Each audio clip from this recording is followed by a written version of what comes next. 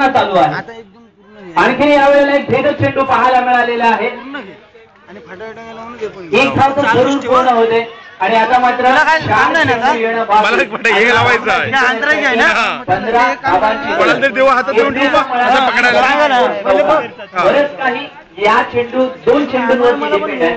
4 चेंडू 15 धावांची गरज असताना आणि गोलंदाज मुदस्कर आपली तुफानी आक्रमक वेगवान गोलंदाजी मारायला सुरू केलेला आहे आणि या माऱ्यामध्ये तिखटता आहे, या माऱ्यामध्ये अर्थात भेदकता आहे आणि ती भेदकता इतकी जबरदस्त आहे की समोरच्या फलंदाजाला विचार करावा लागतोय. पुढचा चेंडू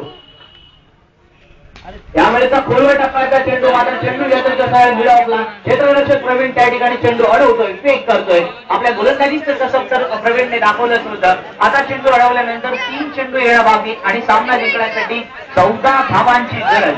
रडी स्पोर्ट्स नौकार संघाचा फलंदाज सुमित भगत एक षटकार मारून परतला होता, निमिष परतला होता एक षटकार मारून. यावेळेचा एक चांगला फटका पाहायला मिळतोय पण चेंडू काही सीमारेषेच्या बाहेर जाऊ शकत नाही. त्यामुळे आता चेंडू शिल्लक 2 आणि सामना जिंकण्यासाठी 13 धावांची गरज. जन्मान क्रीडा मंडळ बेलपाड्याच्या वतीने आयोजित केलेल्या या स्पर्धेमध्ये मी सर्व रसिक प्रेक्षकांना धन्यवाद देतो आणि विनंती सुद्धा करतो की अजूनही आमचा भव्य दिव्य असा पारितोषिक वितरणाचा कार्यक्रम होणं बाकी आहे आणि आपली उपस्थिती आम्हा प्रार्थनीय आहे. खराब चेंडू पाहायला मिळतोय, पंच नो बॉल डिक्लेअर करतात. As per rule of the 42.6, it's an unfair delivery आणि पंचांनी ते नो बॉल डिक्लेअर केला. 2 चेंडू 12 धावा, 2 चेंडू 2 षटकारांची गरज आहे.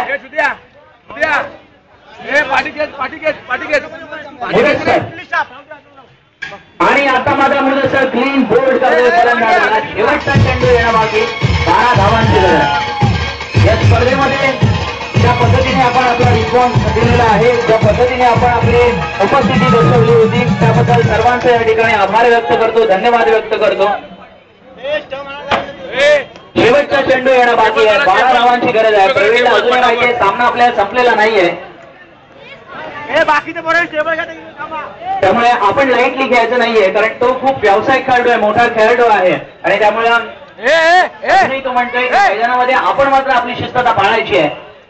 दरम्यानचा चेंडू पंचांचा इशारा येत नाहीये, पंचांचा इशारा गोलंदाज बाद असल्याचा आणि सामना जिंकतोय तो या वेळेला नक्कीच रोहन शिव 11 केतकीचा मळा. हार्दिक हार्दिक अभिनंदन रोहन शिवळे केतकीचा मळा आणि नक्कीच आभार या ठिकाणी, धन्यवाद आणि द्वितीय क्रमांक संपादन केल्याबद्दल अभिनंदन सुद्धा. प्रदीप